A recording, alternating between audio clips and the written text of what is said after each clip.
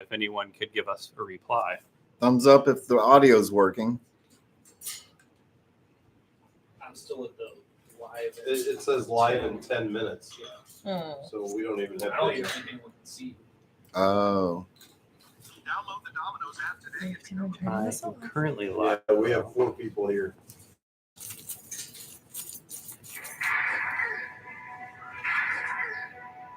I just went to it and add to it. Okay, there's audio. It should be picking up. Got it. There it is. Cool. All right. Yay! So Yay! I'm not here. Cole's not here. He Uh, doesn't. He doesn't exist. Maybe do a little catch up for everyone. Oh, we're gonna start over. Yeah, get them on the same page, and people start filing in. It's Yeah. great to digitally see everyone. I'm glad I could participate. Thank you so this much. We movie. appreciate you. So, Sorry, Yeah. we interrupted saving your the day. barbecue. well, I got a new barbecue pit, and It's a great barbecue. you got pit. to pre-smoke the barbecue. the smoker. Yeah, because you can't. Is that just, why you have black all over your nose? do I really? Yeah. Yeah. I probably do. Anyways, I'm snorting charcoal out there, and Charcoal snorter. you got to burn off all the cancer. Oh, and the stuff. paint and Yeah, stuff yeah, like yeah. that. And then you Ah. can barbecue. So that's what we're Okay. gonna do. All right, you Great. kids have All fun. Thank you so much. Ah! Thanks, Dad. All right. Appreciate you fixing us. Okay, cool. All All right. right. See, the string quality's way better than that, too. Yeah, we just needed your magic touch, your magic, Cole's magicness on there. Hi, hello, how are you? So let me start over again now that you can hear me, because it's so much better when people can hear, right? Right. Give me thumbs up. It's all in the bottom. All right. So to my left is the wonderful Sage. And Sage is our animal care tech, mostly during the day, except for on Wednesdays. She comes in at noon and works until 8 so that she can Yep. do the live and she can get all the animals caught up and get everything buttoned up when we're done with these lives. And to my right here is Anthony. Hello. And he is our longest and longest tenured. He's tenured, like they would say in college professor terms. He's been with us for a really long time, the longest of all the animal care technicians right now. And tonight, as you guessed, we're going to be talking about honey because everybody loves honey, right? Woo! But before we get to that, one of the things that y'all did miss, and we're going to do it again, is yesterday was Sage's birthday. Yeah. So let's sing happy Again? birthday for the 3rd time because I sang it on her birthday. We sang it when we started the live, the mute live, the silent pictures live. And now we need to sing it again because I think you deserve another birthday song. So Great. happy birthday to you. Happy birthday to you. Happy birthday, dear Sage. Happy birthday to you. And you know who else's birthday was yesterday? Yes.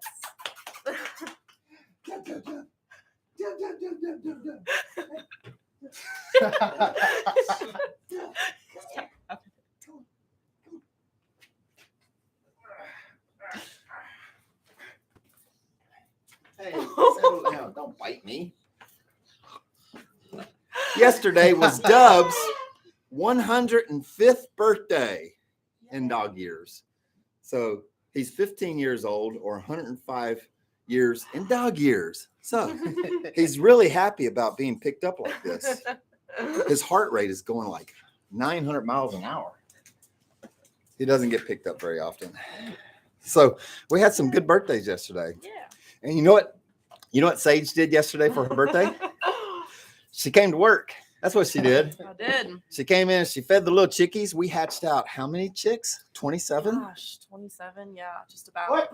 We set 30 chicken eggs from our yard chickens, 30 chicken eggs. Dub's trying to get in the honeycombs. We set 30 chicken eggs on February the 14th, and it takes 21 days. And almost every one of the chicken eggs hatched out a day early. Yeah, they did. Most of them hatched out Monday, so the 6th. So I got to share a birthday with some of those chickens With too. the chicks, because some Yeah. of them hatched out too. Yeah. So Then she fed everything. She made sure everybody was good to go. And then she goes, hey, Mike, remember that I'm taking half a day off today? And I kind of looked at you dumbfounded. Yes, I do remember that. And then I vaguely remember her saying something about taking half the day off, but she didn't tell me it was her birthday. It wasn't important. It is important. It's very important, you know. And so then you left, and did you do anything cool? I did, yes. I had a birthday dinner with my wonderful family and friends at my place, and then I went bar hopping down St. Charles Main Street. Old St. Charles Main Street. Yep. If y'all don't know St. Louis, so there's this historical part of St. Charles that has just really been renovated beautifully, and it is wonderful. You know why? The number one reason: there are more Pokemon gyms and Pokemon stops on St. Charles Boulevard than anywhere in the city. Did you know that? I did not know that. You did not have your didn't know. Pokemon Go app open? I did not. Sorry. I was preoccupied with other things. Yeah. So you went bar hopping. Went bar hopping, yes, and then I landed at a Waffle House at 1:00 in the morning. So that's how my night ended. But Yeah. it was a pretty good day. So that's pretty cliche though, because I can remember ended up in a Waffle House at 2:00 in the morning a lot of times. But back in 1984 and 85 and 86 and 87, back in the glory days, you know, that's when I was 19, way back when. Way back when. That's awesome. So Sage is 21. Anthony here is 19. About And 320. What? I'm about 320. Really? Yeah, 3 months. Well, can you tell me ahead of time before your birthday so that I can be prepared and get you a card at least? Yeah. I didn't even get you a card. I know. or I anything. told you literally the day of, like when I was about to leave. I was literally like 5 minutes getting That ready is to walk what out she the door. did. It's like, it's my birthday. I'd like to go enjoy it. If that's all right. Yeah, I thought you enjoyed working here. I do very much. That's why I came in, didn't I? Could have asked for a whole day off. That's I did. probably what I would have done. I came in to see those chickens, those baby chicks. Oh, they are so cute. They're so cute. So you can't see in the background who else is here. But we also have Jeremy, who is one of our technicians. Right now, he is doing an incredible job of catching moles and people's yards. Up was Super Chat. All right.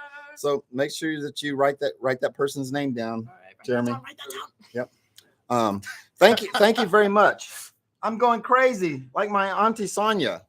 Appreciate the super chat. So all you guys that are in there, if y'all don't know what the super chat is, so there's two things about it. One, it is a way that people can donate money to Raptor Rescue Inc. And 100% of the donations and the money that goes to Raptor Rescue Inc. goes straight into our rescue efforts. It takes us about $25 for one rescue. And what that is somebody calls in that there's a bird of prey injured somewhere. We mobilize and drive out to the injury site. We provide first aid at the injury site. We provide injury stabilization. We also provide capture, because you have to be able to capture the animal to be able to, you dropped one, or something. I just saw the white paper go. And so it's $25 that puts us through one cycle of rescuing an injured bird of prey. So all the money that goes into these super chats goes straight into our rescue efforts. So again, I appreciate you a ton for that super chat.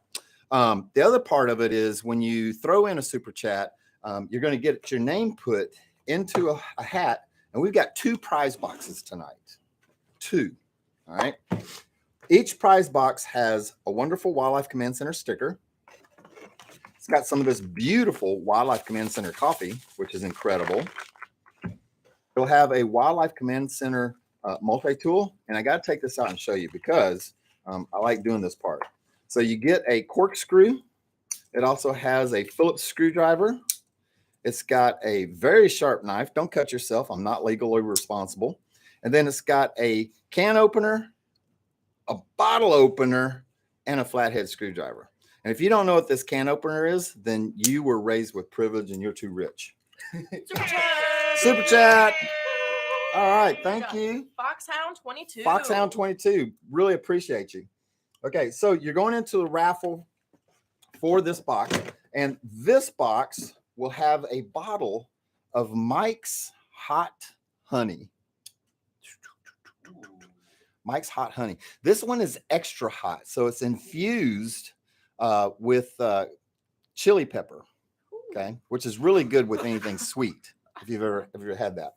All right, so that's one prize box that we're going to be giving away tonight. Trying to catch the top of the frame. The other prize box is just like that, but this one is going to be given to the person that answers correctly the question that Sage has thought up at the end. At the end of the, it looks like you haven't thought up of a question. I have till the end. Oh, okay. She has till the end.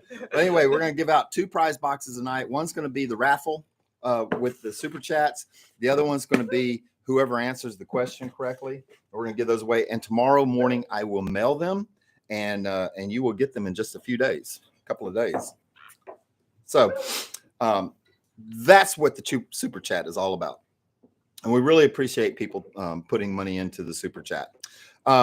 As you go, if you guys have questions, this little button right here will stop me, and I will answer your questions as we go. And we've got 3 different people monitoring the chats, so they'll be answering some of the real easy stuff that they know. But if they have a question that's pertaining to what we're doing tonight, then they'll stop me, and we'll go from there. So what are we doing tonight? I'm fixing to let Dub in. What we're doing tonight is that we're going to be taking these frames from one of my hives that unfortunately passed away and processing it into honey in the jars. Very nice. I got involved with honey whenever I was very young. You know, I was raised on a working farm. My dad bought a honeybee box, just the box, and inside the box were pieces of a frame, just pieces of the frame. And so he crafted the other parts of the frame because we didn't back then. This was like in the late 70s. There were no honeybee stores that you could buy frame parts. Right. You know, so he had to craft the pieces of the frame. He put the frames back together, and then we found out that you had to put an insert in the middle of them, right? Well, not all the time. It's really just a preferred method. For example, my inserts it's just a plastic coating with a beeswax painted on it so that the bees are more basically have more motivation to build off comb. Yeah. Yeah. They've got a launch point to start building from. And other people take long strips of wire and run across the frame, and on the top they put popsicle sticks with beeswax on it, and the bees can just build down from there. Oh, okay. All right. Well, my dad didn't have the frame parts, but he bought some of the plastic sleeves with the beeswax on it and put those in there. And then we had to go find us a swarm of honeybees. Okay. Because we weren't quite rich enough to buy honeybees. You can buy honeybee swarm. What's it called when you do that? Package. You can buy a package. It'll include a female that's in a small little container that usually has like a sugar plug on it. Yeah. The queen will be just in like a queen cage where she'll have like 1 or 2 worker bees inside with her and just a sugar quart that the bees will eat through. And so the purpose of the queen cage is so that the bees can get implemented to the queen's new pheromones, and so they don't just kill her immediately. So I'm being from Louisiana. I used to say pheromones. Literally, that's how I said it, pheromones. And then I did a YouTube video. People picked on me so bad that I went to Google and I said, how do you say this word? And it told me pheromones. So then I had to pronounce it like 25,000 times, pheromones. And so now I know exactly how to say it, just like Google. If you type in that word, pheromones, then it sounds just like that, pheromones. Right. And so once the queen's pheromones are established within the new hive, then they'll all stick around. Well, it really depends. If you're buying a package, it really depends if that queen is mated or not. Most of the time they are, but how queens mate is that they go on a mating flight with drones from the hive, and they exchange genetic DNA in the air. Mm-hmm. And then the drones all die. Right. It's like one and done. Boom. Shoot your shot has a whole new meaning when you're a male bee, you know? Right. And a lot of them that chase after her just don't make it. They either can't catch her. You get eaten by a bird. There's so many things that can happen. Yeah, a lot of things. Praying mantis grabs them, snacks on them.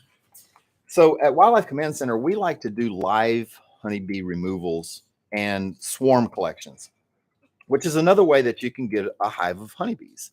Is you can go out to a swarm, wherever that swarm might be hanging out, and you can collect the whole swarm, including the queen, put it in a box, then take it and put it into a bee box that you've pre-established, and hopefully, one, you get the queen in.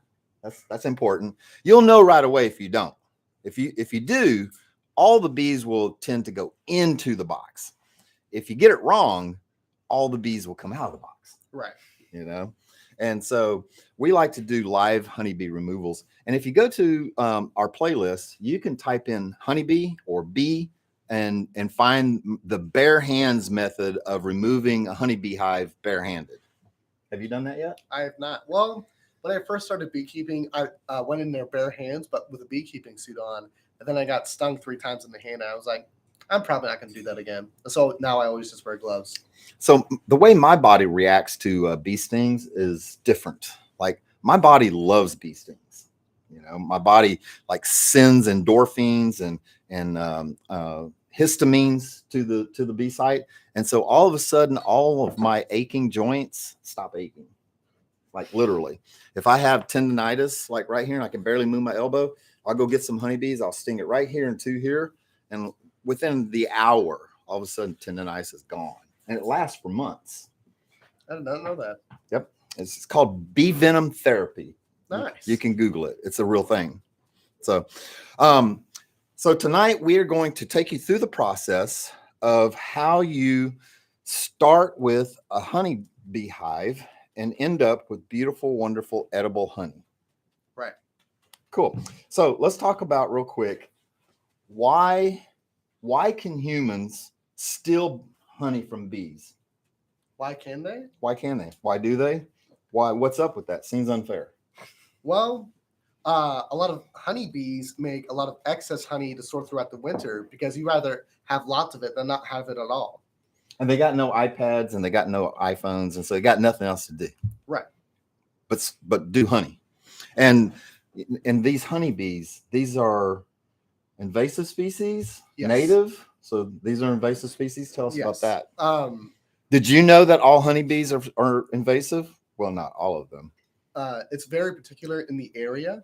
A lot of honeybees can swarm where the original hive can house another queen, and after it houses another queen and that queen hatches, that queen flies off with half the population of that hive, and they can go into buildings, they can go into rooftops, underneath trailers, it can go anywhere, and it causes a bunch of damage. We find them a lot inside people's homes. Like if there's a crack in a wall, well, inside there might be this wonderful void, and they're like, oh, a brand new home. Right. We can put 150 million bees in here. And a lot of times they even pull out insulation so they can just expand the comb. Oh, that's pretty cool. So that didn't really answer fully. Why can we humans just steal their honey? Take it from them. Because we Why? can. Why doesn't it? Why doesn't it crash the hive? Oh, it doesn't crash the hive because a lot of beekeepers only take the excess that they have. And a lot of the times they make sure they have enough for them to survive over the winter. But sometimes that doesn't always work. For example, my hive over there. Mhm. But beekeepers just skim off the top of what all the honeybees make so that the hive keeps living under the beekeepers. Oh, so they're like the mafia. They just skim off the top. Exactly. Okay. It's like a symbiotic relationship that beekeepers and bees have. Oh, symbiotic. That means that the humans do something for them. Right. And the humans get honey from them, and in return, they take care of the bees and make sure they survive. Okay, that's a pretty good thing. So let me see if I got this right. So a female hatches out, and she decides to take off. Drones take off after her, and then they mate. And then does she come back to the hive, or do half the bees leave with her? I believe the mated queen comes back and then leaves with half the hive. Okay, and so half of the honeybee hive go with this new queen, and they find a new position. They find a void somewhere to make a hive, and then they build these combs. Now the combs themselves are unique, right? Right. So each cone is made from beeswax. And we're not going to get in the minutiae of that because I could talk about that for 20 minutes alone. But each comb is made of beeswax, and each cell is unique, right? Right. There's two things that I know that are unique about it. Is the depth unique? Yes. How deep it is? Okay. Yes. How deep do they need to be? It really depends on how built out they have it. Mhm. Like if I grab a frame real quick. He's going to go grab some honeycomb for And in me. the meantime, random Do you have a question? here? Wait, is this a random question? A little off topic. Okay, I'll go off topic. But Foxhound22 wants to know. Oh, well, since he gave a super chat, he can ask. Yeah. So ecological consequences back in the 80s when train derailment happened in Louisiana, like in Ohio today. Oh, you're talking about toxic fumes and toxic chemicals and things of that nature. Well, so yeah, we could really go down a big, deep rabbit hole like that. But what happened in let's start in Ohio. Okay. What happened in Ohio, there were a lot of toxic fumes that are being produced. Is it still burning? I don't even know. I haven't kept up with the lady. No. The chemical thing? No. But so when those toxic fumes are released, two things happen. One, every bird dies. Like all those birds, like there's no birds within miles of that place. Anywhere the toxic fumes went, the birds died along with it. But also so did honeybees and a lot of other insects. And so what's happened is in that area, the honeybee population has crashed just horribly. Like there are no bees anywhere probably within 2-3 square miles of that area. And so what's going to happen next spring, there's going to be a problem with pollination in that area because there's just simply not enough honeybees in that area to pollinate everything. And so it is common for a honeybee to fly 2 miles to a source. However, there's not going to be a lot of them make it out that far. Usually it's the local honeybees that do your local pollinating. And so they're going to have problems with fruit trees. They're going to have problems with vegetables. They're going to have a lot of problems right there. And it won't crash everything, but everything is going to be hampered and pulled back and not grow and not produce and not reflourish like it normally would. So it is going to be bad, very bad. Especially with a lot of native pollinators besides honeybees that Mhm. pollinate specific plants that really help the ecosystem. Cool. So he brought in a frame of honey. So put it right here. So Honeybee frame. And we were talking about the 3 unique characteristics of each individual cell in here. So in here, you can see these cells. Okay. And you see the ones that are built out and then the ones that are flat on that original insert. So talk to us about these cells in particular. So these cells are not really built out very much, but in a well-developed hive, you'll see a bunch of these frames right next to each other. And you'll see a small gap. They'll build it out as much as they need to so they can still get past it. Okay. And so they're about as deep as a honeybee is long? Yes. Sort of? So the 2 frames will come up to each other like that, and there will be a little gap so honeybees can go in and out of. So when these sit in the frame, they sit side by side like this, right? Right, but they are a little bit of a gap. This is Oh, why I see. There's yeah. a gap right there. Yeah, let's put Okay. another one up. Yeah. The other thing, so that's one characteristics of a cell is that they are a certain depth. So these sit in the beehive like this, and the little kickouts right here. So that keeps them. They can go in right here, and then that same space in between the center of the hive boxes, so the bees can get around. All right. Thank you very much. Appreciate that. The other thing that's unique about them, we are getting honey everywhere. This is going to be a messy night. The other thing that's unique about these is that they are not perfectly round. Right. So tell us about that. The shape of the cell itself. So biologically, bees have evolved to make all the beeswax in the hexagons because it takes the least amount of wax to build it, and it holds the most fluid or Volume? pollen. Yeah, Or volume? most volume. Okay. So they're hexagons? Yes. All of them? What else is a hexagon that we see every day? A stop sign. Okay. What else is so it's like little bitty stop signs. All right. And then the last thing that I notice is why doesn't the honey just fall out? the honey doesn't fall out because each one of those cells are capped with a thin layer of beeswax. Okay. It's thin enough so the bees, whenever they need to get honey, they can just open up the. I see another cap. reason. I'm just looking at this and I see another reason. What's your other reason? Well, they don't come out straight out. They're all angled up. These cells are all angled up. Like I can see it from here that they actually angle up like that. I never noticed that before. Yeah. Can you see it from there? Yeah. See that? Yeah. They're all angled up, so they just don't fall out. But then once they get it full of honey, they cap it off. Right. So one of the things we're going to do tonight is we're going to uncap these. It's going to be messy. That's going to be super duper messy. All right. So go ahead and put that back. All right. Also, bring me a wet rag because there's like honey everywhere. This is going to be pretty crazy. All right. If you're just now joining us, you're going to have the opportunity to win 2 different prize boxes tonight. And in each one of our prize boxes, we're going to have a delicious jar of honey because we're talking about honey tonight. We're going to have a bag of Wildlife Command Center coffee. This is like the best coffee on the earth. We'll have a multi-tool in each one of the boxes. I didn't talk about this, but we're going to have the Wildlife Command Center challenge coin.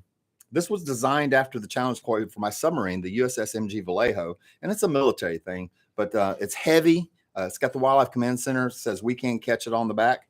Really, really cool. And then you get a sticker for your Wildlife Command Center sticker. Super chat. Super chat. Hear this. Hey, hear this. Thank you so much. We appreciate you. The other prize box has the same things in it, but Sage is the wisdom of Sage is she's going to ask us a question at the end of the chat, and whoever answers it correctly first, it's got to be answered exactly correct, is going to win the second box. I'm going to mail these out tomorrow, and you'll get them in a couple of days or so. All right, so let's jump into extracting. One of the things that I noticed that you brought was this big stainless steel extractor. Right. All right, so tell us about this.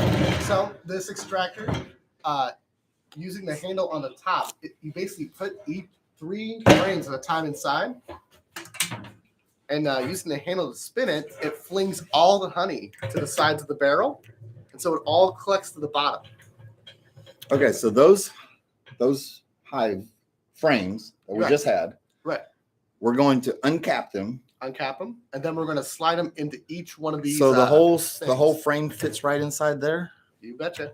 and then we're going to spin it, Right. and then it's going to come out the bottom. Yep. I'm liking this already. And you just broke it. I'm glad I didn't break the Oh, we're good. All right. Well, this is pretty cool. I think I like this. Well, I'll tell you what. Why don't we go ahead and secure this down so that we can spin that Oh, honey. you got it on the wrong way. Huh? You got to turn it.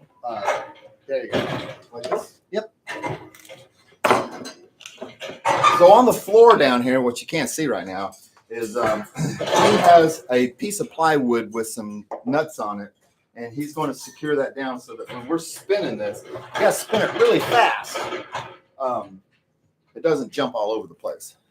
But in the meantime, I'm going to get Spencer, who's out here, who's inside over here. He's helping out. I'm going to have him go get Simon. Now, I just released a short video on our page, and I introduced Simon to the world. So if you have already watched that short video with Simon, give me a thumbs up or give me a rat emoji. That way I know that you've seen him already. But Simon is a very unique colored Dumbo rat. Yeah, he definitely is one of my favorites. And he has children. He has sons, Simon does.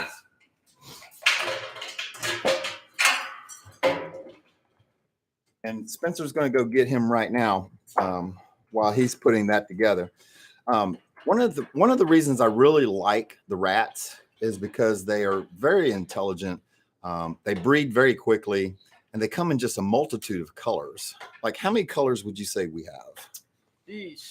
Depending on how many are even multicolored, like you gotta include those too. But Yeah. we have a variety of different colored rats, you know, from like the darker ones that you have like in your movies sometimes that you do. Yeah, so I raise a strain of rats that look like sewer rats. Like they're totally brown.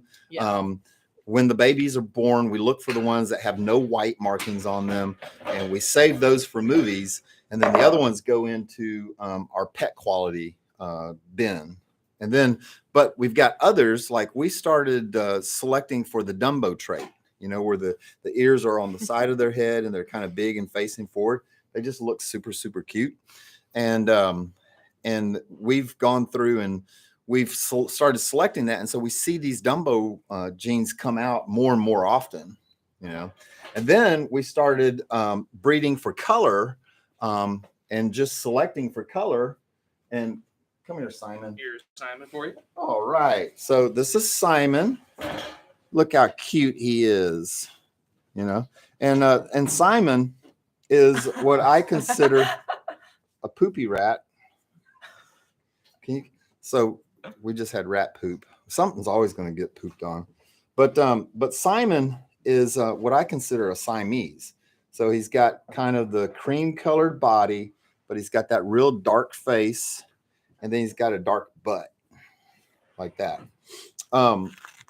Couple interesting things of rats. Most rats, not this one, but most wild rats, if they can get their head through an opening, the body will follow.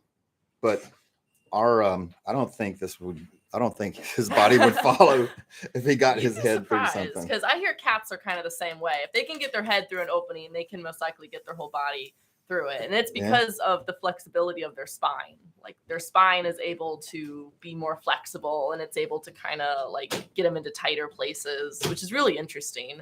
But I guess it would be helpful for rats, moving around in the floorboards and might stuff. as well keep a piece of tissue here because he pooped again. Another thing about rats and rodents in general is they don't potty train. Like rats pretty much just go whenever they need to go. You know? When you gotta go, you gotta go. Gotta go, you gotta go. Yeah, so just keep that right here. We were gonna do a pool to see what time of the live the first animal will poop on somebody. Oh, Because- Super Chat, I didn't see that. Super chat. Super Chat. Andre. Hey, Andre. Andre's trying to get his name in the raffle. So, Andre, we appreciate you. So we do have a prize box. We're gonna put your name. We're gonna draw it, and if your name gets pulled out, I'm just gonna drive it to you and get you because Andre's in St. Louis. Oh, nice. Yeah. Free delivery. Ugh. Ew. Anybody that thought rats just had nice little rat turds obviously have not had a rat that's been eating well and just a little stressed out because he just got pulled out of his enclosure. Because his poops are pretty stinky and quite soft. Yeah. Oh, I didn't hurt you. I don't know if y'all heard that or not, but he just went yeep. All right, Spencer, take old boy back and put him back. I'm gonna have to go wash my hands, and while I wash my Super hands. Chat. Mary. All right, Thank you, Mary. thank you, appreciate you, man. Yeah. So while I go wash my hands because I don't want to be messing with honey with rat poop all over myself, I'm gonna get Anthony here to explain a little bit about bee eggs, larvae, and pupa. So just have a seat. Gotcha. Have a stand. Tell us about bee larvae and bee pupa. Well, bee larvae and bee pupa all start out from an egg. The queen can lay any from thousands of eggs a day. I don't know the exact number right now, but basically the queen is constantly just giving birth every day of its life until the bees find out it's not efficient. And the bees collect pollen to feed the brood and the pupa and larvae, so it develops into a strong bee. And the reason why they collect honey is because they distill the nectar, or the reason why they collect nectar from flowers is they distill it, getting all the water out and just putting it into the cells as honey. So honey is just distilled nectar. Very interesting. Oh yeah. You know what else you can make with honey? Mead You can make mead. Have you made any? with my dad. Yeah. Yeah. Well, you can make mead. You just can't sell it until you're 21, right? Yeah, and you can't buy it in bars unless you're 21 because it's got alcohol in it. Which I can buy it. Sage can buy it. All right, so let's get a comb out here and let's start uncapping some honey, and let's get this process going because by the end of this YouTube live, which I don't know what time we started. Did we start like 6:30? We started at 6, but had that problem. So yeah, like 6:25, I think. All right, so the honey is capped off. Can y'all see this nice cap right there? And so he needs to open that comb up. Super chat. Alex. Hey, Alex, thank you very much. Just let me point this out real quick. All the money that goes in through the super chats goes to our raptor rescue efforts. It takes us $25 to do one rescue. And so every time you give in the super chat, 100% of those funds go straight to rescuing an owl, an eagle, a hawk, or a falcon in the St. Louis general area. Super Chat asked a question. Do bears really enjoy honey? Do bears really enjoy honey? I can tell you this. Bears love anything sweet. And if they can break open a tree, they will definitely get in and do it. And so in Minnesota and some of these places like this have a lot of black bears. Oh, northern Louisiana is getting an incredible amount of black bears. Really? The bears do knock over the hives and they pretty much destroy the hives eating the honey. So yes, they do. And if you ever see a bear eating honey out of a beehive, if you run up to it and go, poo, and it turns around and looks at you, then you know it's a poo bear.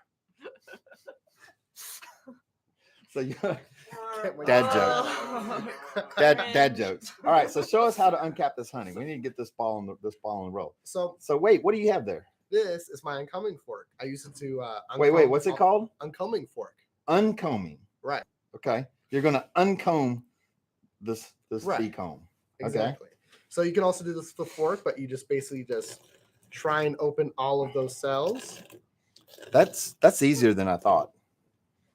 So my dad made me take a knife in a fire and then cut the comb even with the frame with the hot knife. That's what he made me do.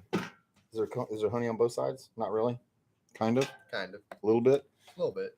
All right. So we're gonna do 3 of these. So pop this one. I'm gonna put this one in here. You go do that. Is there anything that I should know about putting this in here? Just make sure that. Not really, actually. It's pretty self-explanatory. It looked pretty simple. Like I thought I might be able to do it. So while you're doing this, what happened to all these poor bees? So I looked in the cells, and it looks like that they ran out of pollen. And so without pollen, they can't develop more brood. And as it gets colder in the winter, the bees obviously die off. And so they didn't have enough bees to keep the hive warm. Okay. Go give me another comb. Give me a good one. Super chat. Super chat. Hear Super this? chat. This again. Hear this again. Thank you. Thank you. Hear this. Hear this has been very, very good in the comments. Like they are always commenting and giving me a reason to comment back and talk to you back. I hope I give you good comments if you ask questions. Like I really take the time to answer questions. If you just say something like, "Oh, that's a cute bird," then I probably won't give you a whole bunch back, but a heart. But if you ask a question, a legitimate question, I definitely take the time to give legitimate answers. So that works pretty good. All right, that's 3. So I'm gonna let you get started on this one. So do you have to spin both sides of it? Yes. Okay. How do you know when it's all spun out? You know when it's spun out? Because when you touch it, you can feel very little honey. Okay, well, you get the spinning like that. So he's going to get the spinning. We're going to do 6 hives, I think. Boy, look at that. No wonder you had to put it down on the thing. But I really like the back of that shirt. It shows up good on the camera. Yeah. So every time you give us a super chat, 2 things are going to happen. 1, your name's going to get written down on a piece of paper, and you're going to be put in the raffle. And 2, that money goes specifically to our raptor rescues so that we can rescue birds of prey that get injured on the side of the road. Go! Super chat! Super chat. Debbie. Hey, Debbie. Debbie Is that my mom? is the one that created this Oh. right here. Although Debbie's hair always looks much better than this, so I don't know if that's Dad's hair or if that's. My dad's bald. Your mother Oh. has a question for you, Anthony. Okay, so What Mom has a flavors- question. What flavors of mead have you made? I've made pineapple, Pineapple mead, orange, orange mead, cherry. cherry mead. Like, how are you flavoring these? I flavor it with the whole fruit. Whole fruit. There you go. Nice. Very nice. So, Debbie, I have a question for you. How drunk does Anthony get when he tests his samples of mead? And do you have any video? Like, that's what I want to know. I want to see video of drunk Anthony off of his own honey mead, especially if he's drinking pineapple honey mead. I think he'd probably get really drunk off that. Oh yeah. Hear this? Super Not chat. hear this again. It's Huh? Foxhound 22. Hey, Foxhound 22. Thank you. You're getting extra names in the raffle. Very good. I see what you're doing there. And they also have a question. Hey, for what's the Bare question? Hands. Did you hear that the United States has developed the world's first honeybee vaccine? Honeybee vaccine. I have not heard this. I don't know what a honeybee vaccine is. Like, is it a little bitty teeny tiny needle that you stick in a honeybee and you give it some kind of vaccine? Or is it bee venom therapy? I have not heard this. I mean, either way. Somebody Google search it real quick. Honeybee vaccine. We'll see. But no, I have not heard that. I didn't know that. Debbie says she will look for videos to send. Cool. Hey, any of you folks that are in the St. Louis area, Debbie is a very talented real estate agent. And so if you ever need a hookup, you guys just contact us. We'll put you in touch with Debbie because she can either buy you a home or sell you a home. And she's really good at it. Super chat. By Alex again. Hey, Alex. Thank you so much. You know, that $10 super chat, man, that goes halfway to rescuing a bird of prey. And they had another question. All right, Alex. Was there an actual decline of honeybees in the past? If so, what was the situation of the decline now? So, you know, the population has surged and dipped and ebbed and flowed over time. You know, one of the best pesticides ever developed was DDT. It was an incredible pesticide. Saved millions and millions of human lives. I don't care what bad things have repercussions or consequences come from it. You can't get away from the fact that DDT has still saved millions and millions and millions of human lives. If you don't believe me, just search, did DDT save human life? And it'll go into it. But one of the bad things is it was a very indiscriminate pesticide. And so honeybees had a very, very tough time with DDT. But that was back in the 50s and 60s, late 60s, early 70s. But they banned DDT in the United States. You can still use DDT in different places, especially third world countries, to combat malaria. But they banned it in the United States. And so the honeybees rebounded very quickly. And so there was a huge influx. But then in the 80s, late 80s, early 90s, a lot of different pesticide companies developed what they consider a systemic pesticide for our crops. And what happens is they'll put this pesticide down when the plant emerges from the ground, from the seed, and the pesticide gets into the plant itself. All right. And so the pesticide becomes part of the plant. It's systemic. And when the plant blooms and creates pollen, the honeybees will come in, they'll collect the pollen, and they'll fly back to the hive. Nothing happens, okay? Because the pesticide is inside the pollen, but not on the outside of the pollen because it's systemic. And then that winter, all the bees will eat the pollen and the whole hive will die. And so that's one of the problems right now that's going on with systemic pesticides. Huh. Super chat. Also, yeah. Oh. Chat from Jenna. Hey, Jenna Heckathorn. Yeah. Hey, so guys, you know, I wish Jenna could have been here tonight. She will be with us next Wednesday night, and she's going to have a surprise. But Jenna is incredibly talented, And I just want to give a big shout out to her because she just got a big part in a major movie production, and she's going to be acting across from Robert Lasardo. So big hand for Jenna. Here, this 200. So anyway, Jenna did really great. I helped her read her lines. I helped coach her through the lines. And when she did the audition, the director said, "We hate that. We don't want you to do it that way. We'd rather you do it this way." And so the director actually coached her in a different direction, and she got the part, so it's pretty good. Robert Lasardo is a great actor, and I've done quite a few movies with him, 3 or 4. Oh, so Jenna has a question. Yes. All right, Jenna, ask me your question. So, Go ahead. do different areas produce slightly different flavors of honey? Yes. So it's not really about the area. It's really about the bloom. So different times of the year, different species of plants bloom at different times.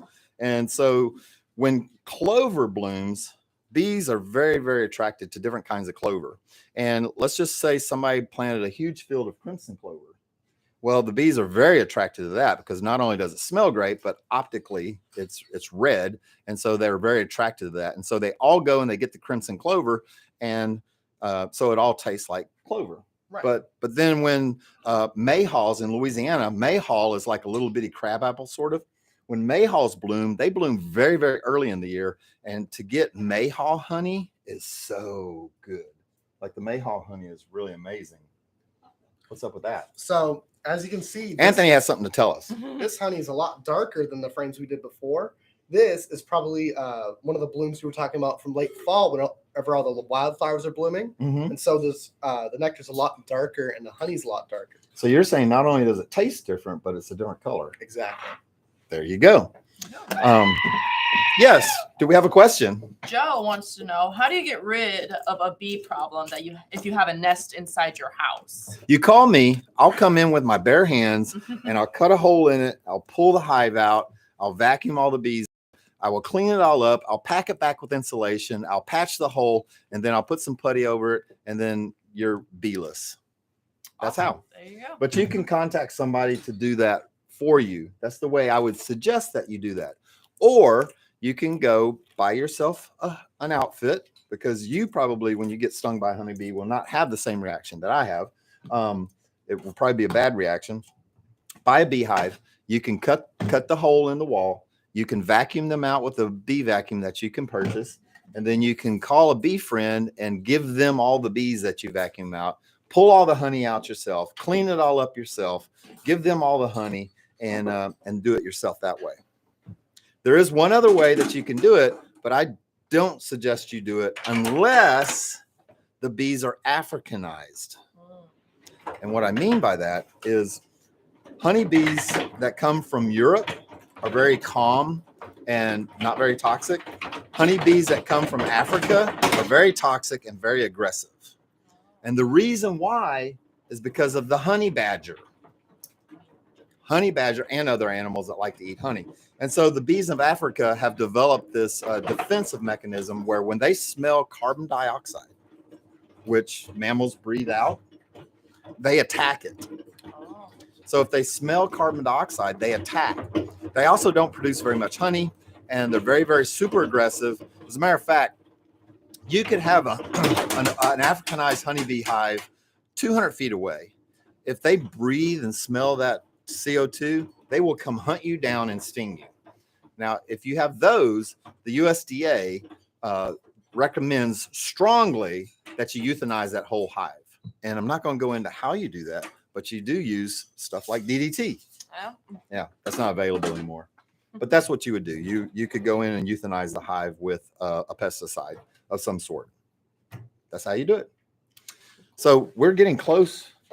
We're getting close to having all that honey done. Almost. It's one more spin. And by the way, I got to tell you this. He's making a heck of a mess back there. So we're going to appreciate all this great honey that he's fixing to get out of there. How much honey do you think we'll get out of there? Like a quart? More than a quart. More than a quart. Well, maybe. 12 quarts, you think? Maybe. We'll see. But anyway, let's go back to the honey bee flavor thing, because I got a story. All right. All right. When I was a child, when I was just a little bitty boy, my grandma gave me a great little toy. 6 silver bells hanging on a string. She told me it was my ting-a-ling-a-ling. I could sing the rest of that song. It has some to do with snapping turtles and different things like that. But when I was a little boy, we used to go visit my first generation great grandparents. You want to guess where I'm from? Louisiana? Is that what it Nope. is? First generation means they came to the United States. Oh, no, I don't. Look at these cheekbones. Looks very Czechoslovakian, doesn't it? I don't know what that means, but Yeah. So we would go visit my first generation great grandparents. Their last name was Yakovic, and they ran a tobacco farm, and it's a large farm. And we would go there. My grandma would fix homemade biscuits with honey in the morning, but the honey was like the color of this cap. It was black because the honey came from, that's right, tobacco plants, and it was laced with nicotine. And I'm gonna tell you what, you want to see some boys that were hopped up on honey and nicotine, baby, we would get going. So they would send us out to the creek. They had a really shallow, sandy creek. It was like that deep. It was really sandy, and 150 acres of land, and we would just go play all day till the bell. She had one of those triangular bells. oh yes. She'd ring that bell, and it meant that was time for dinner, for lunch. We'd come running in, and she'd always have toast with Honey.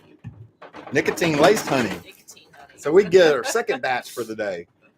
And I'm going to tell you, by the time we would go home from visiting my great grandparents, we were spent. I mean, we were exhausted because we were so hyped up on nicotine honey that we were just like, but yeah, so different times of the year, honeybees target different kinds of flowering plants. And so the honey will taste that way. And also springtime honey tends to be very, very light in color. All right. And fall honey tends to be very, very dark. And a lot of that has to do with the amount of pollen that's being collected. Yep. Hey, super chat with a question. If you have the European bees, could they mate with African bees if they meet outside somewhere?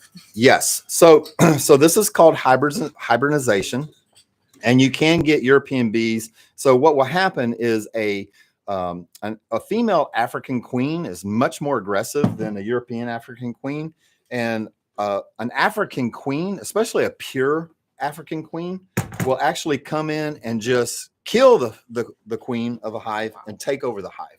And then she'll start producing halflings, okay? Because she has to fly out to mate with one of the European drones, okay? And so she'll start producing halflings. And then as that hive ages over the years, they all become pure Africanized bees because their genes are much stronger than the European bees. And also, once she produces, so a pure African bee produces a drone that's half European, half African. When that drone mates back, then you get a stronger African bee than the first pairing. But because the percentage of Africanized bee goes up and the European bees go down, and after a few years, it's going to be straight Africanized honeybees. Super, super aggressive. You don't just get stung once or twice. There's actually a movie out there about bees, and it's about Africanized bees. And it's back when they first started coming down into Florida, and people didn't know that the behaviors of African bees. And so they would act the same way around Africanized bees, and they would get millions of stings and die. They'll kill you. Africanized bees will kill you. And Hollywood did a great job of super sensationalizing that. You know? So there's some movies out there that are quite scary. All right, so like the bee movie. how many more combs do we have? This is last one, and then should be good. So he's spinning out the last of the honey. We're going to put that bad boy right up here, and we're going to pour some golden honey. It's going to come out this side right here. It's going to be great. And then after that, we're going to go get Godiva, and we're going to show everybody how nice and dark Godiva's gotten because she's like, you beautiful. And then we've got these prize boxes, which if you put a super chat in, you'll get your name in a raffle drawing, and you're going to get one of these prize boxes. It's got the Wildlife Command Center sticker. So you don't know this or you don't remember it, but you're supposed to at some point say, Michael, I think you need to autograph that sticker. So next time I do this, you got to do that. Okay. All right. I'll Then you're going to remember. get a bag of Wildlife Command Center coffee. You'll get a multi-tool, Wildlife Command Center multi-tool.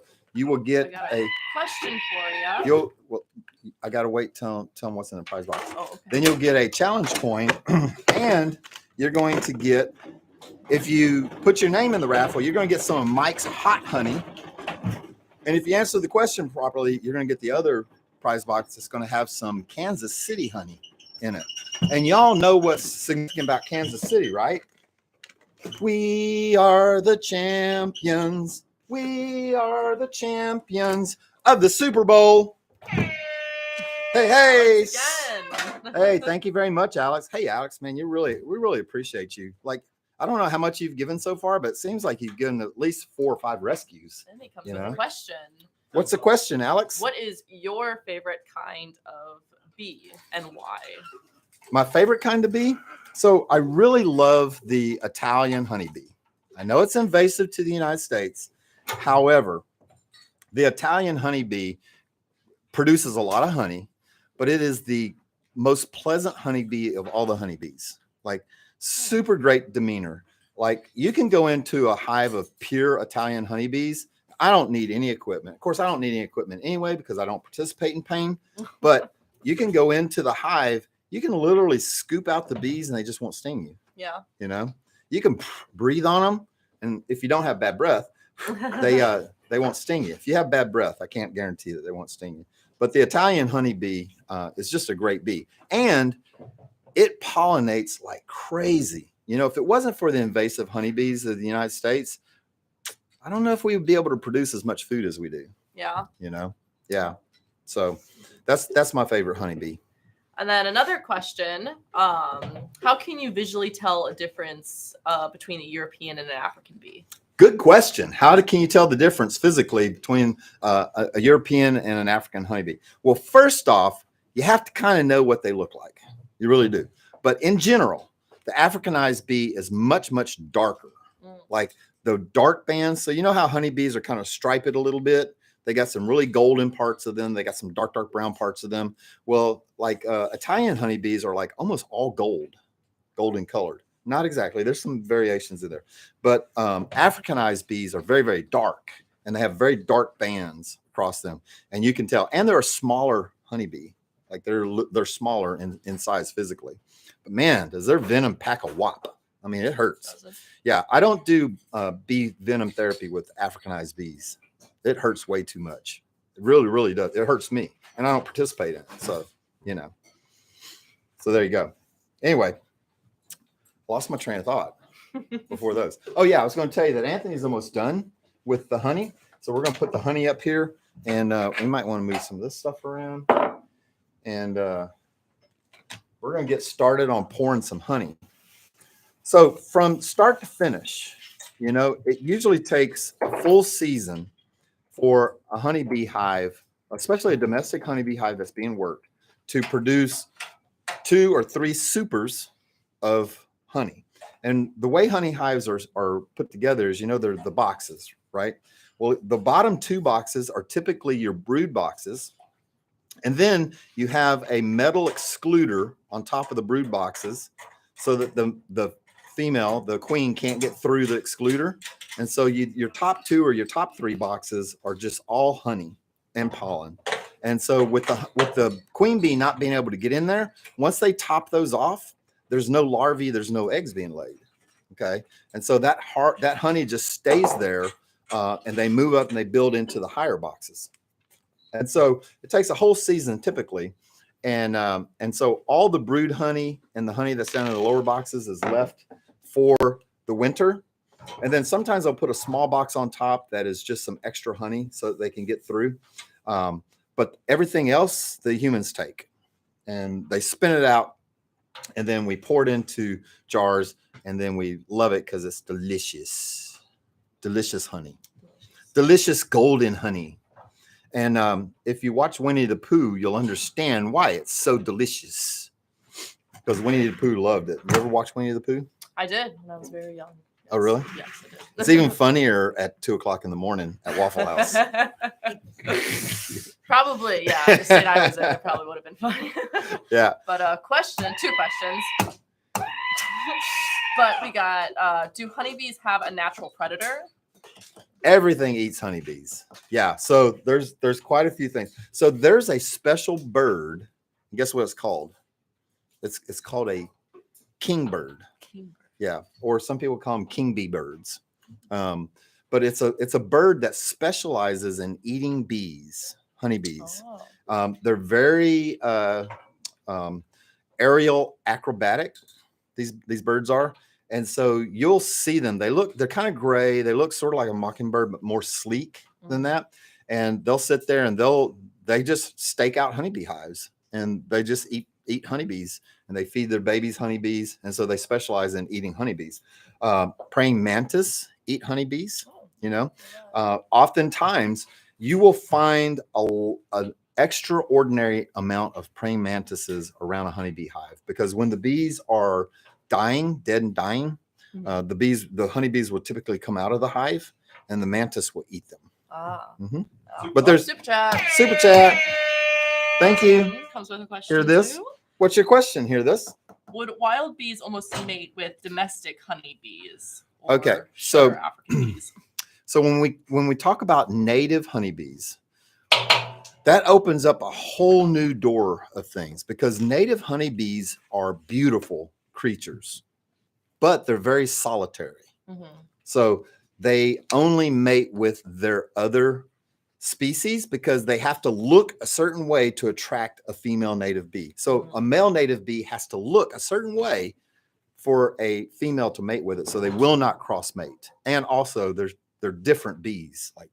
Like they're all considered honeybees, but they're different species. Right. Different species of bees. But mostly it's because native bees, honeybees, are very unique looking. If you go to Google, type images or hit the images button, then type in native honeybees, you will see some beautiful bees. Like some of them are beautiful, shiny blue. Some of them are golden colors. Some of them are multicolored. They're just like really, really pretty. But the one thing about them is they're all solitary bees. They don't live in hives like European bees do. But they are very important because there's a lot of them. And before European bees were here, they were our main pollinators. Okay. Interesting. Yeah. We got another question. How big do hives typically get? That is a loaded question because it depends on how old the hive is. Typically, a hive will start as one box. Let's talk about beekeeping because it's easier to manage that term. So a hive will start with one box, and a beekeeper may say, okay, how big do I want this hive to get? Depending on the beekeeper, some beekeepers will go a whole year with just the one box. When that's full, and before they swarm, they'll put another brood box on top of it. So you have two brood boxes. Then they'll put an excluder device in to keep the queen down in the bottom two brood boxes. And they can put 1, 2, or 3 boxes on top of that. Supers. I've seen bee hives that are 5, 6 boxes tall, but those are usually older, established, well-to-do beehives that have been around. Now, in terms of what I've seen in buildings, I have seen beehives that are 6 feet wide and 8 feet tall. And it's all comb, but that hive had been there for years. And so what happens is they expand and they expand, more bees, more expansion, more bees, more expansion. And over the years, if nothing happens, no systemic pesticides, no mean humans doing things to them, they can just grow and grow and grow as much space as they have. And then at some point, they'll use up all the vacuum, all the space, all the void, and then they'll split. And a new queen will be born. Half the hive will go with the new queen. The other part, well, in that particular situation, they could hatch out 2 queens or 3 queens. And so the hive could split into 2, 3 pieces, parts. They'd all go, and then everything left is open. They usually have a lot of honey, a lot of resources, and so the hive can rebound very quickly. Exactly. So, yep. Cool. All right. So are we ready to pour honey? We're ready. All right. So bear with us. We're going to try to manage this without tearing everything up too bad. Let me grab one side of it. You can grab the other side of it. There we go. All right. You want to try that method here? I'm going to let you jump in here. Gotcha. So show them what you got in there. So this is a double sifter. It has one sifter on top, one sifter on the bottom. Hey, they look like different patterns. They different are. patterns? One of them is a much finer sift, and the other one is an extra fine sift. So the idea is all the first bits will come on this sift and clog it until only honey just goes through. And then the bottom one is just like a fail safe in case any honey bits, or not honey, but like any wax, bees sometimes. But yeah, Larvae. larvae. Hey, you know, whenever I was young, we tried to eat honeybee larvae. How was that? I never It was tried really it. good. It was sweet and crunchy because we cooked them over the fire. Yeah, it was sweet and crunchy. That's awesome. You know, in a lot of beginner beekeeping books, sometimes they'll even have recipes in the back or the forward section to how to cook larvae. Let's do it like this so they can see it coming out pretty good. Gotcha. All right. So at your whim, and your fancy. Oh.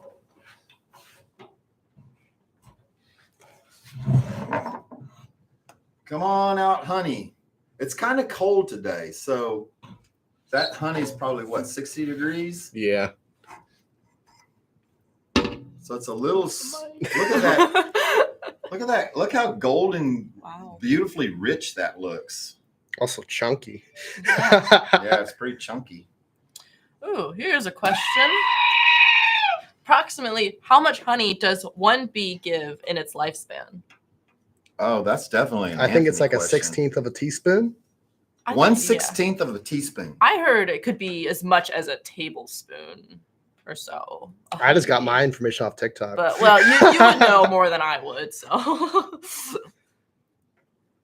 Not well. The answer is not a whole bunch. yeah, it's Yeah. not a lot. How long does a honeybee typically live? About 45 days for each honeybee, but for queens, it's about 2 years. Did you say 2 years? 2 years. Okay.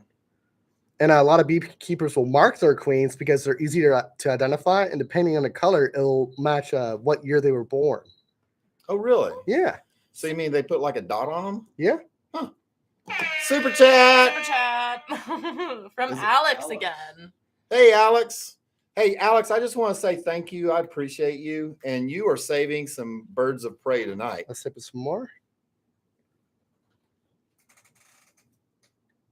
Did he have a question with it? That's probably good. Just a comment. We're so close to 60,000 subscribers. Super cool. 67? 70. I don't know why I said Oh, 70. 70. Oh, yeah. 70,000 subscribers.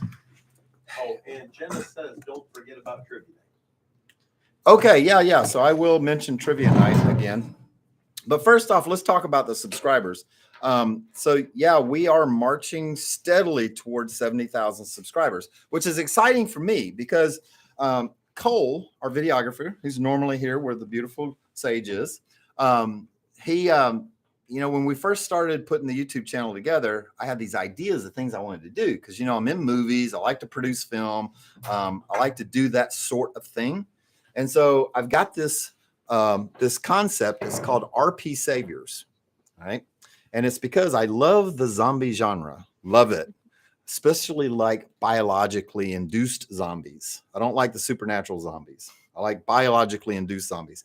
Anyway, I want to do this project that's called RP Saviors, okay? Because my zombies are really rabid people, okay?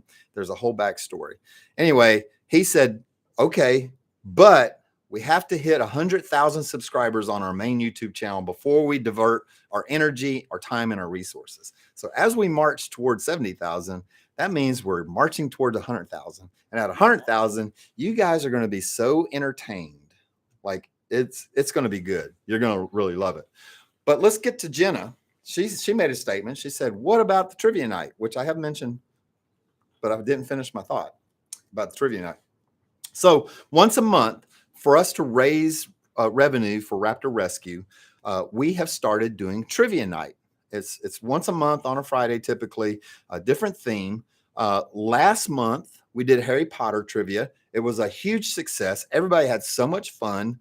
Sage was dressed up like a witch, a Harry Potter-ish kind of thing. Something like that. Yeah. And we had a whole bunch of. Do you need to scrape that or something, or do you just We let can it press sit? down, but I was just waiting to show you guys this shot of just this. Oh, rainbow. look at that honey. Yeah. That's looking really good. And so we once a month we do a trivia night. This coming trivia night is going to be March the 31st at 6 o'clock in Arnold, Missouri at the Pastime Club. That's where we've been handling it. And the theme is This Animal Planet. And we're going to have all 10 rounds are going to be very animal oriented. Okay.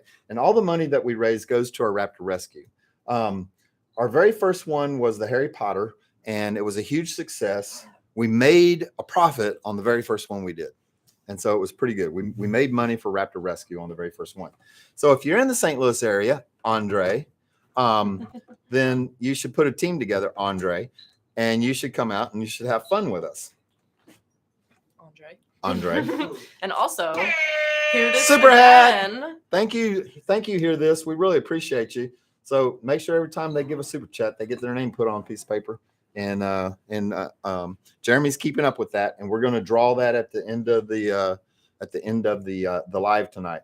So we're almost ready. We're almost done with the honey. This is like it's going through there. It's like a chunky oatmeal consistency. Yeah, it does look pretty. There's a lot of wax in there. There's definitely a lot of wax in there. So how do you deal with all that wax? Is it just waste? Do you feed it back to the bees? What do you do with it? Well, depending on how much it is on the harvest, sometimes if it's super small, I just sit it out in the dish in my backyard where all my bees are, and they would just come click the honey, excess pollen, whatever's left. Mm-hmm. Or if there's a lot, I like to take the wax and melt it down and make it into candles, lip balm, beeswax ingots.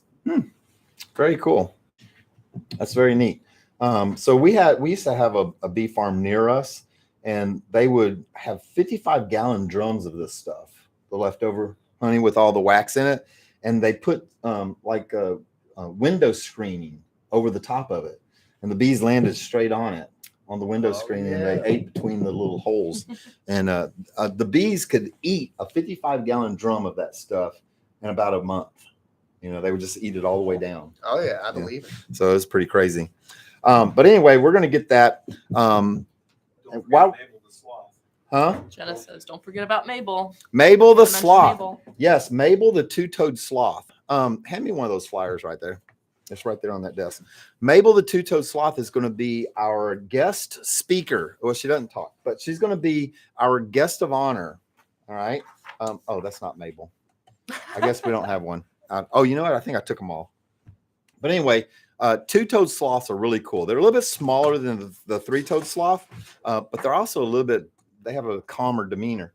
Anyway, Mabel's going to be at the trivia night, and she's going to have a special climbing rack that she's going to be on, and you'll be able to stand right beside her, and you can go take selfies and look how cute and sweet she is. And the handlers for Mabel are going to be there. They'll have food. You can feed them. They really love yellow squash. Love it. Like really, really love it. So yeah, that's going to be a lot of fun. So come on out. That's going to be Friday night, March the 31st, Friday night at 6:30 at the Pastime Club in Arnold, Missouri. So if you're not from Missouri, fly in the night before. You can stay at the Quality Inn right down the road from it, and you can attend the trivia night, and you can just make a little vacation out of it. Sounds great to me. Also, Play super chat. hear this again. Hey, hear this. An off-topic question. Okay, give me your off-topic question. How's the family? My family's doing really good. Yeah. My wife, Bonnie, really big into community service. So tonight she goes to local food pantry, and they prepare food bags at the food pantry for families that need a little extra assistance and a little extra help in our community. So that's what she's doing tonight. But everybody's good. Everybody's healthy. We're getting good night's sleep every night. We are loving the springtime weather that we're having, and everything is really good. The animal family's doing really good. You know, the lemurs are especially happy that it has warmed up. They do not like rain or cold. So they've been really happy because we had some really warm days and warm nights. The chickens are obviously happy because they're laying good eggs. What do we get, about a dozen a day or so? Just about, yeah. We're laying a lot of eggs right now. If you've never seen our chicken eggs, hang on just a second. How close are we with that? I don't really know. It just looks goopy. I'd say pretty close. So you know how most grocery stores you can get white eggs or brown eggs? Well, this is the kind of eggs we get. Look at that. Isn't that beautiful? So, and the reason why is because our flock, which mostly is a bunch of mutts, there are some black astrolops in it, and then there's also some brown aracondas in it. And so the aracondas and the astrolops lay these different colored eggs, but because we've bred our chickens back to certain roosters, all of our chickens have some kind of coloration in their eggs. We get no white eggs, like they're all this color. So, and if you need some eggs, we got plenty of them here. Come on by. Yeah, we do. Come on by. We got plenty. We got plenty of eggs. All right, we're getting down to the bottom of the honey. This is looking really good. So, why don't you get one of the little bitty jars and we'll just pour out some honey for the audience. Oh, should I be messing with this? You can if you want to. Okay. I saw you doing it, so thought I could do it too. I just didn't know if the little bit of wax that would get even through this fine sieve would make any difference. Nah, it'll be fine.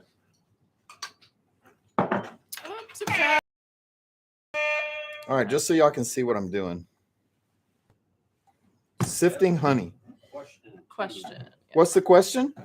Will you guys be doing a reptile expo this April? The Reptile Expo is actually put on by a group that's called Show Me Snakes. And yes, we are going to go. Alex again. All right. Hey, Alex, thank you. So yeah, we will be doing an expo and we will be videoing that. And there is so normally I don't look for animals. I don't look for snakes, but this year I think I'm going to treat myself to something special and I'm going to save the surprise. But it is going to be something we'll have to search for because it's not a very common snake. But yes, we will be doing that. And then we got Alex again. Hey, Alex. Thank you, sir. We And appreciate you. He also has a question. Are you guys still going to be doing the dead animals on the road adventure that you mentioned before? Oh, Alex, thank you. Thank you so much for reminding me because we're going to be doing that and something really cool that has to do with honeybees. Awesome. Yeah. Yeah. So Cole and I have been researching and we've been questioning different companies that sell flower seeds because Cole and I are going to go on a trip and it's going to be powered by you guys. We're going to be throwing out shorts every day. And depending on how many likes and views we get on the shorts, depends on how much gas money we have for the vehicle. Anyway, we are going to plant 10 million wildflowers for honeybees. And we're going to be planting some flowers that are very specific flowers for native honeybees. And then we're going to be planting some flowers that grow very easily and that we know that the European honeybees love to get the nectar from and distill it into honey so that Anthony can make mead. Oh yeah.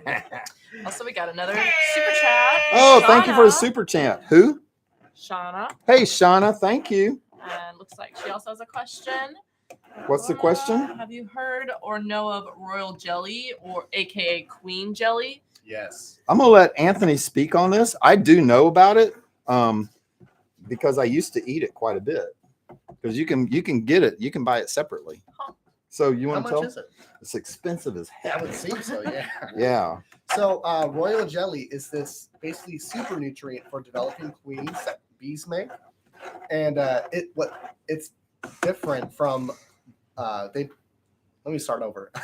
So royal jelly is made for developing queen bees. Right. Because they add pollen and other solids to it. Right.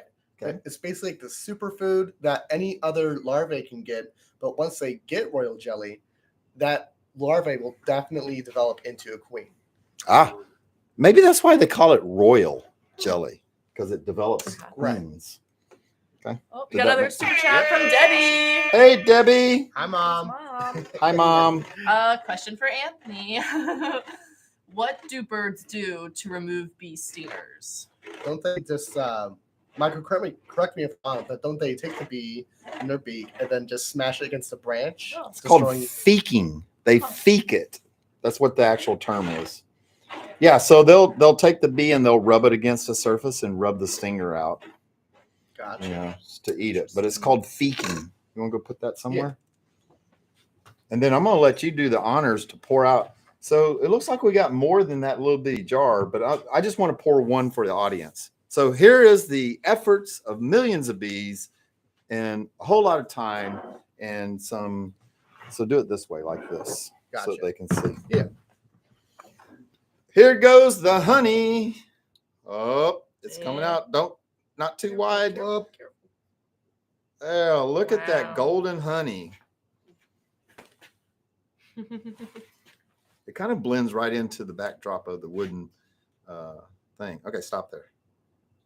There you go. All right. Look at that. That is some beautiful honey.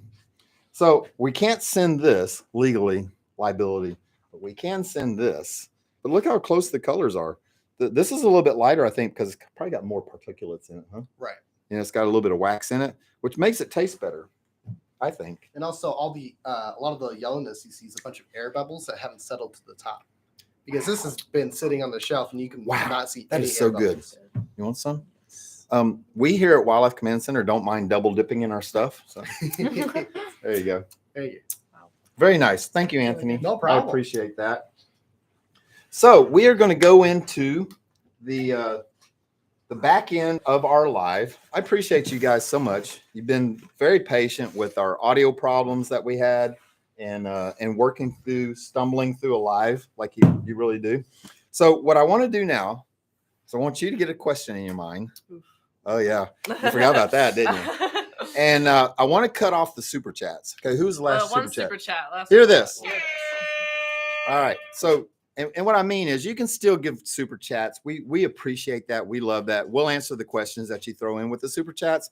But what I mean is we need to move through the raffle here in just a second. They did So- come with the question. So we're going to answer this question. So if you want to get into the raffle, now's the time to do it because we're fixing to lock it down.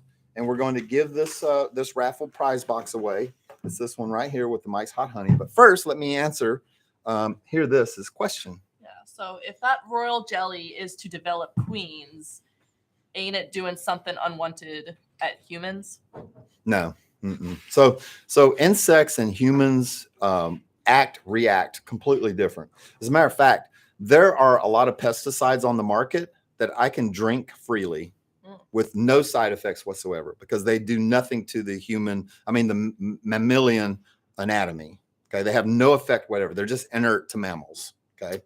One of those is a product actually that a lot of people in your homes use all the time. And it's called fipronil. Okay. And what it does is it locks up the joints of an insect so that they can't walk. And guess what? If they can't walk, they can't eat. And also, depending on how much fipronil they get on them, it starts to lock up their internal organs. And if you can't breathe, you can't live. Right. And so it basically kills the animal that way, but it does nothing to humans. And as a matter of fact, everybody uses it on their pets because all those products that are like that little tube of oil that has fipronil in it, and you put all that oil on your dog's nape on the back of its neck, and it soaks into their system and it becomes systemic to the dog. They absorb it into their system. And as the fleas eat the blood, they lock up and they can't move and they die. So that's why you have to use it once a month because you have to stay in front of the flea eggs that are being laid because they might lock up, but they can still lay eggs. And so the eggs always hatch out about 7 to 8 days after they're laid.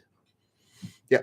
So, but no, the royal jelly does nothing to humans except make you healthier. You know, it's supposed to give you better circulation and mental acuteness and sight. So it does a lot of good things for you, but it does nothing. It could make you fat because it is very high in calories. All right. So that's the last super chat for the raffle. Let's go in and let's pick a name in the raffle. Okay. I need a hat or something. Go get that hat Use over your there. hat. Oh, wait, here.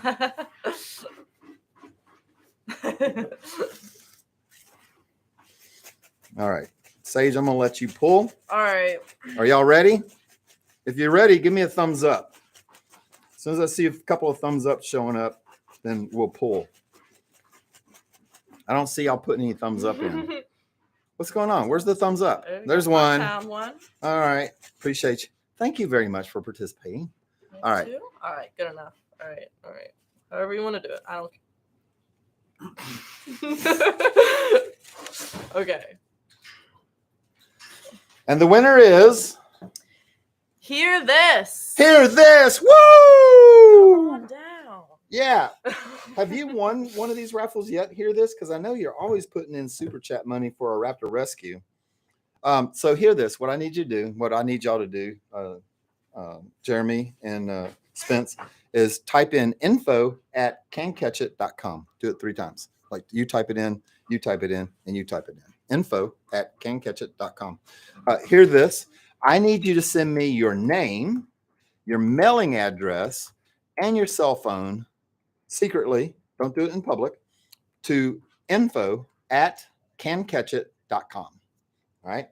And tomorrow, the young ladies that open up the office, they'll send me that information over. I will put your name and your package on this. And even though Sage didn't remind me to autograph this sticker, I'm going to do it if I can find a marker. No, I know I can find a marker somewhere. There we go. Anyway, thank you. Hear This. I appreciate you. We'll get your sticker out tomorrow morning, and you'll get it here in a couple of days. And so you're going to get this wonderful bag of Wildlife Command Center coffee. I still haven't told the whole story about this. I'm going to have to do that one of these lives. You'll get a bottle of Mike's Hot Honey, and you definitely have to report back on this. Okay. You're going to get a Wildlife Command Center multi-tool. You'll get a challenge coin, and you're going to get this wonderful sticker, Wildlife Command Center sticker, with my autograph on it. All right, very good. Okay, so that's going out to Hear This. We need to keep all these because we want to keep up with everybody that's sending in super chats. And Spencer, I need you to go get Godiva for me. I want y'all to see how beautiful Godiva has become. Godiva is a very special red-tailed boa. She is what they consider IMG, which stands for increasing melon gene. And so when she was born, she was just kind of like any other red-tailed boa. She's kind of tan, got some brown, some olives on her. You know, she had this little nice red tail. But as she gets older, every time she sheds, she loses her pattern and she gets darker and darker and darker. And one day she'll be this color, like just solid jet black. And it's just a beautiful snake. She's going to be, oh, look at this. So this is all the honey that we got out of that little bit. And that was just from a dead hive, you know.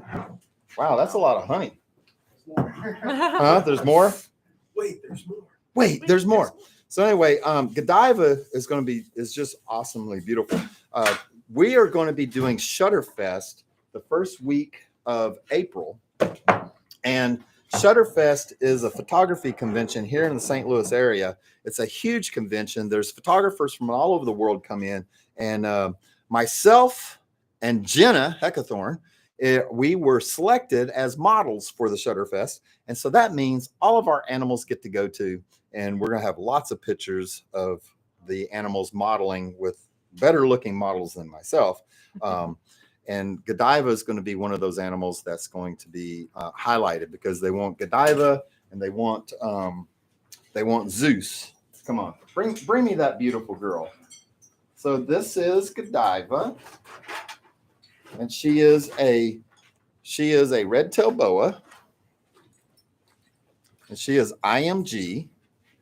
Look at that beautiful girl. So she is going to get really big eventually. Right now, she's about 2 going on 3 years old. Last time I measured, she was at about 27 sheds or molts. And so that's where she's losing all this pattern, and she's got the beautiful black, and she's turning iridescent.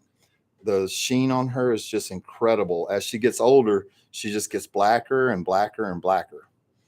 Anyway, she's a beautiful snake. She's got some heft on her. I don't know if y'all can see that iridescent shine. Does that show up on the camera very well? It's hard to sell. Barely. But she's got all those beautiful rainbow iridescent colors in her, you know, and she's losing all of that pattern. It's like this is what's left of her red tail. Like there's almost no red left whatsoever. It's all gone. See that? Beautiful. Anyway, if you're a volunteer or if you want to volunteer for Wildlife Command Center, you can come up here and clean her cage, feed her, and then you can sit here and you can give her some enrichment like this because she needs all this kind of enrichment, which is just handling. Anybody have questions about Godiva? What a beautiful girl. Anyway, she looks really good on blonde-headed models. So I think Jenna is going to be modeling her quite a bit. Sydney, one of the models that I really like because she does a lot of cosplay stuff. She's going to be modeling her, and a couple of other models that have already reached out so that they can model with Godiva. They're going to be modeling her too. So, do you know how old Godiva is? Yeah, I've had Godiva since just shortly after she was born. So she's going on 3. She's going towards 3. I don't remember her exact birthday. But boas are born, they come out wiggling. They're not of eggs. They're actually an interior type egg, which is like an ovipod. And so female boas actually give birth to young that are alive, and they come out wiggling and tickling and ready to go. So she is she's over 2, she's going on 3. 27 sheds, I think. So in captivity, the animals shed as they grow, and of course with controlled diet they typically grow a little faster than wild animals do. And so you know, the old myth that snakes shed once a year, you know, as they get old, that's just out the door because she's 3 and she's had 27 sheds. Oh, so how big do you think she'll get? So she will probably get to be right at 90 pounds when she's full grown, and she will be as thick as my thigh, or she'll get about this thick. Wow. Okay. And we have 2 red-tailed boas now. One's name is Peaches and one's name is Bruno. And Anthony actually was responsible for getting Peaches up to us. Right. Yeah. My uncle Danny Johnson. Cool. Yeah, Peaches is definitely our biggest girth snake. Like her girth is like this big around. Wouldn't you say? About that big? Yeah, she's big. All right, you ready to go back? Are you ready? You ready to go back? Okay, good. I'll let Spencer take you back. Super chat also. Hey, super chat. Chaotic Thank you. Crickle. Who is it? Crickle. Hey, Chaotic Crickle. Crickle. And then bring me those 3 chicks. Okay. So this is how much honey we got. And this honey tastes incredible. Didn't that taste really good? It tastes really good. It was really sweet. And it was really smooth. And it had that real nice, like honey, like you knew immediately it was honey. Like it had that taste in the back of your palate. I don't know what that means or what that is, but it was really good. Hey, Alex, thank you. Hey, Alex, did the question come with that? Did I answer the first question with this one? This Mm-hmm. this isn't a question. Oh, They just okay. said if they didn't live 2 hours away, they would volunteer, which we appreciate that. Hey, but you could come visit. You're only 2 hours away. I'm going to be driving 2 hours tomorrow morning to do a movie in Columbia, Missouri. So, you know, it's 2 hours is nothing. You know, you at least come visit. You know, you could come visit for a couple hours and drive home in the same day. Yeah. You know. Yeah. So, Alex, what did Alex want to say? Alex wanted to say thank you for everything that y'all do at the Wildlife Command Center. Thank you, Alex. We appreciate you. Yeah. You know, if it wasn't for you guys sending in the super chats and supporting us at the different events that we go to, and certainly coming to our monthly trivia night, we couldn't do all this, you know, because without you, we just don't have enough funds to do it all. All right, so let's get to what time is it? You know? Yes, it is now nearly 8. Oh my gosh. Yeah, All right. I know you guys are ready to get home and eat dinner and everything else. So let's give away our last prize box for the night. We are going to have some baby chicks come out. Yay. So where's the platform? So this is the baby chick platform. We're going to put the little baby chicks on there. But Sage has a question in her mind. And Jeremy, I really need you to pay attention to the answers that are going to come in. Sage is going to ask a question. And then once she asks the questions, whoever answers it correctly, exactly correctly, will get this prize box. Yes. So my question might be a hard one, but it's going to be kind of basic too, because it's related to bees. Basic, but hard. Yes. Difficulty So- level, like on a scale of 1 to 10. Depends how much you know. Oh, okay. That sounds like a 6. Can I be part of this? No. You So- can tell us if the answer is right. How many native species of bees are there in the U.S.? That's my question. Because I want to know too, because I'm not too sure, but it seems like an interesting thing to know. Well, how am I going to know if the right person gives the right answer? That's what Anthony's here for. You think I know that? Get on Google real quick and Google how many native species of honeybees are there. We're doing Alright. this. No one else is allowed to do this, though. You have to guess. No, y'all can do it. I don't care. Hey, start throwing some answers out there. So well, you cannot use your cell phone on trivia night, but you can use your Google. You can use Google right now. A lot of emojis. 4,000. I don't believe that. 65. Okay, so let me just tell you that 4,000 is too high. All right, because I know the answer now. That's what a lot of people are saying. What are they saying? 4,000. 2 people have said 4,000. 3 people have said it. No, it's not 4,000. So we're talking about native honeybee species. Native species. Native. 3,600. Yes. No, not 3,600. Do you think The it's b- more or less? The bee expert has told me. Showed me actually. The bee expert showed me the right number. All right. Oh, and by the way, this is super subjective. I'm the one that's going to say what's right and what's wrong. I'm going to go with what he just showed me. 2,500. Way too high. So y'all are like 4 times too high. You know. Oh, you got baby chicks. Hey, bring the baby chicks in. Put the little baby chicks right here. Another Here super we go. chat. Hey, super chat. All right, baby chicks, don't jump off. So these are my 3 favorite baby chicks. Yep. I had marked them today, but somehow they've wiped the stuff off. So I think that these are the perfect mutt from our chickens. We hatched these out. We put 30 eggs in on Valentine's Day, and 27 of them hatched, which is a phenomenal hatch rate. Yeah. You know, this one right here is my favorite. Here, take these 2. You can go put them back. This one is my favorite. He's the very first one that hatched, but look how dark he is. I'm going to put him up here so you can see him really good. Look how dark he is, but he's still going to be really red. But he's just a good looking little chick. We've got Alex at 100. Okay, 100's too little. Justin. So at between 500. 100 and 4,000. 500 is pretty close, but not right. Jenna Listen. at 400. 400 is too low. So should I say cold or what is it? Warm, hot, Yeah. There you go. Warmer, Okay. colder. warmer, colder.